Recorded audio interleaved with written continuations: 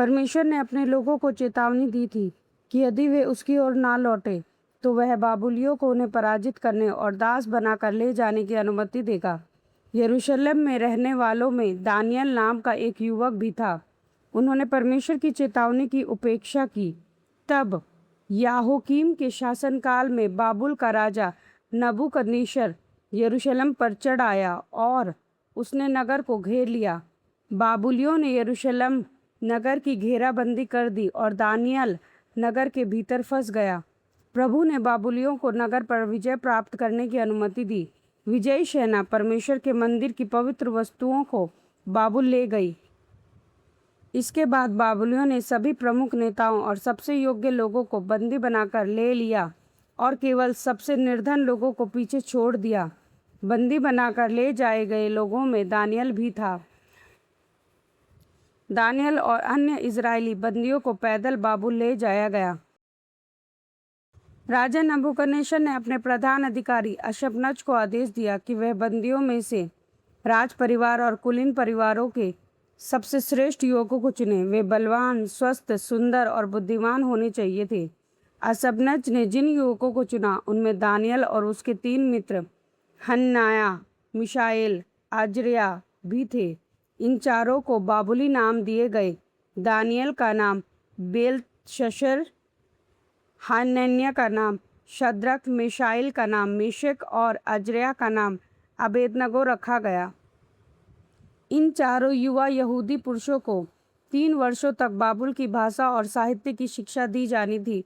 उन्हें राजा के भोजनालय से भोजन और दाख मधु भी दिया जाना था। दानियल यह जानता था कि जो मांस उन्हें दिया जा रहा था वह मूसा की व्यवस्था के अनुसार तैयार नहीं किया गया था। वह मदिरा पान करके मतवाला भी नहीं होना चाहता था। इसीलिए दानियल ने प्रधान अधिकारी से विनती की कि उसे यह अनुचित भोजन ना खाना पड़े। परंतु प्रधान अधिकारी ने कहा, राजा ने आदेश दिया है कि तुम यही भोजन और दाख मधु ग्रहण करो। यदि तुम दुर्बल और पीले दिखाई दिए तो राजा मेरा सिर कटवा देगा। दानियल ने हार नहीं मानी। उसने सेवक से कहा, 10 दिनों तक हमें केवल साग सब्जियां और पानी दिया जाए, फिर हमारी तुलना उन लोगों से की जाए जो राजा का भोजन खाते हैं। इसीलिए 10 दिनों तक दानियल और उसके 3 मित्रों को केवल साग सब्जियां और पानी दिया गया, जबकि अन्य लोग राजा का भोजन खाते और दाख मधु पीते रहे। 10 दिन पूरे होने पर दानियल और उसके 3 मित्र अन्य सब लोगों से अधिक स्वस्थ और पुष्ट दिखाई दिए। इसीलिए उन्हें अपना वही भोजन जारी रखने की अनुमति मिल गई। परमेश्वर ने इन चारों युवकों को साहित्य और बुद्धि के प्रत्येक क्षेत्र को समझने की असाधारण क्षमता प्रदान की। उनकी शिक्षा पूरी होने पर उन्हें राजा नबूकदनेस्सर के सामने प्रस्तुत किया गया। दानियल, हनन्याह, मिशाएल और अजर्याह जितना किसी ने भी राजा को प्रभावित नहीं किया, इसीलिए उन्हें राजकीय सेवा में नियुक्त कर लिया गया।